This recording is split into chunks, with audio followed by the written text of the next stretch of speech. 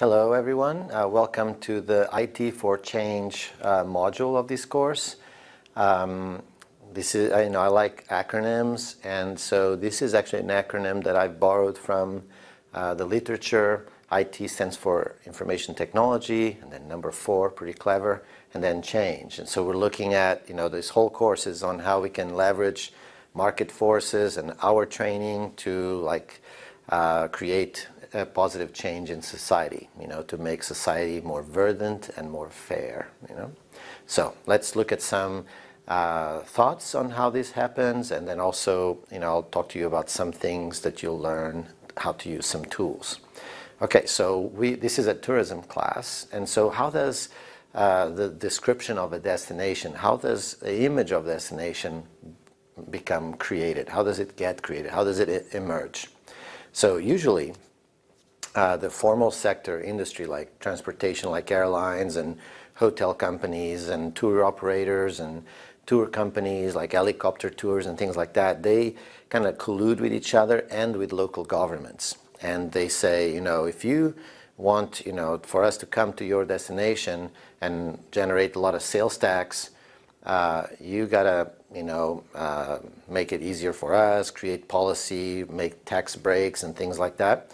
And so the industry and the government collude with each other, and then they create a description of that destination, of the experience of that destination, so that they can make profit from. Otherwise, the hotels will, or the airlines will do flights to other destinations, or the hotels will build hotels in other places, not in that place, not in that destination, right? So they kind of collaborate with each other, and then the hotels and the airlines and tour operators, they say, this is going to be good for festivals. This place, we can sell festivals, or we can sell summer vacations.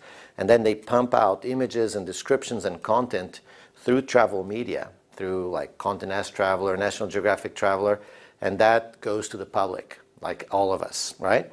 And then we go like, oh, that's what is nice. That's what I want to do. I want to see waterfalls. I want to get tan, or I want to relax, or I want to party. That's what cool means nowadays. But this is all an a scheme by the industry to make us feel like that's what we want. A break in the beach, or a sophisticated visit to a big city, a cosmopolitan city, or shop the latest fashions, right? So there's like all of these collaboration and partnerships to make us want to buy these experiences that they want to make money on. So as a result of this process, because it's kind of a top-down government and industry push down to us, the public, the locals are not involved. And so obviously if we're not involved, we're not going to benefit, right? So whenever tax is generated, usually goes to improve that destination infrastructure that supports the tourists. So if any of you have visited like developing countries, there's probably a decent road between the resorts and the airport. And that was generated with tourism tax and stuff, but the locals only benefit if they're driving between the destination and the airport. When they go to school, when they go to work, the roads won't be supported by those funds. Another use of the taxes is to attract more tourists, because now the government benefits from tourism, and so they need to use that money to promote, to get more tourists. And it's kind of this process that alienates the locals. So the locals are dealing with the encumbrance of visitors and the dedication of public tax money to tourism, and they're just putting up with these things and not benefiting too much, okay?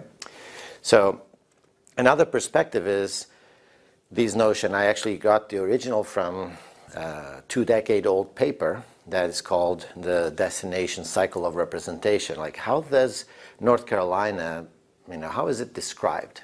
If you notice, Biltmore is always in one of the pictures. If there's 2 or 3 pictures, one of them will be the Biltmore. And why? Because they're a very powerful local partner of the state, and so they make sure that they are forefront in our representation of the state. Did they ask me, a North Carolinian, even though I'm kind of a new in the state, but people of multi-generations here, they haven't been asked these questions, right?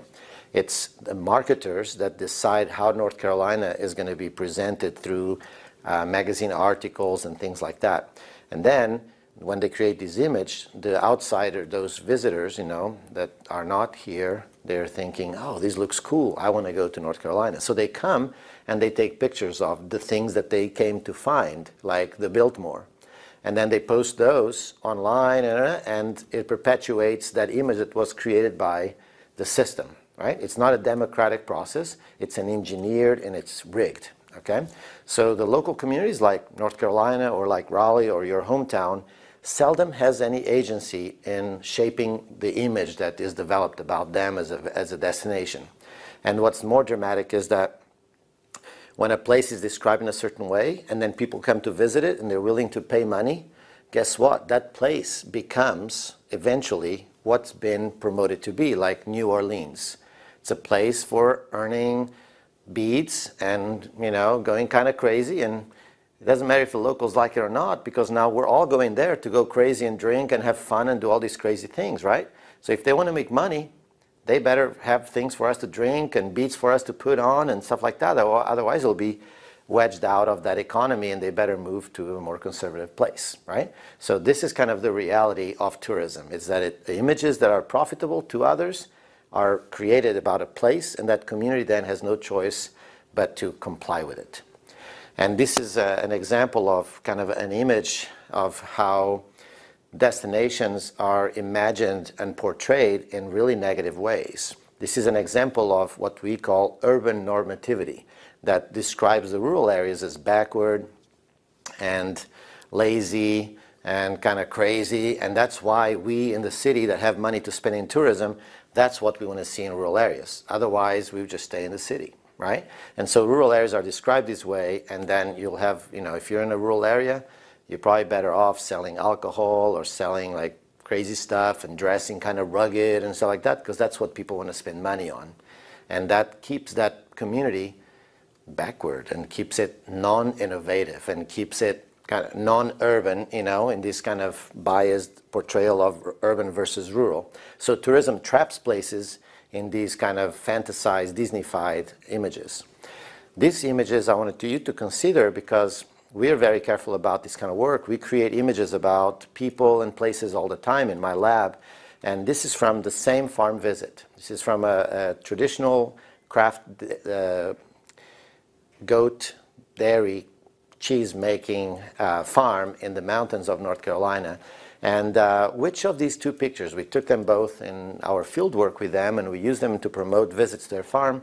But one of these pictures made the farmers kind of reluctant, and the other one they really wanted us to use. Can you guess?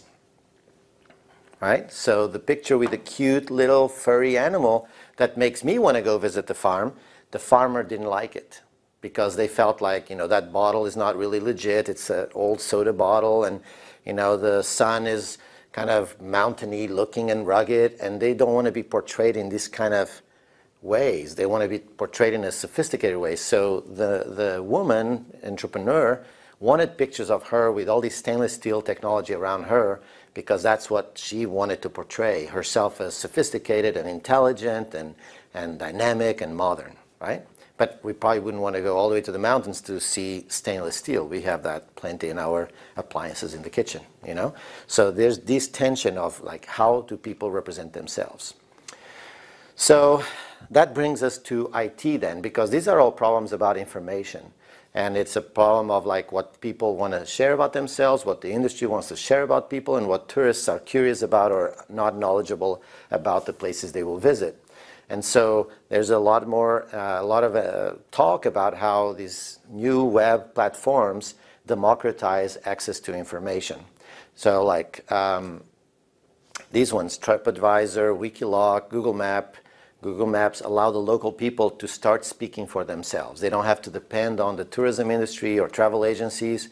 And so you will be using Wikiloc in this class to do a virtual tour of your destination, stopping and taking pictures, and then it creates a GPS track. And then if I want to visit your community, I can go to this website and find out what's to do there, and I can find your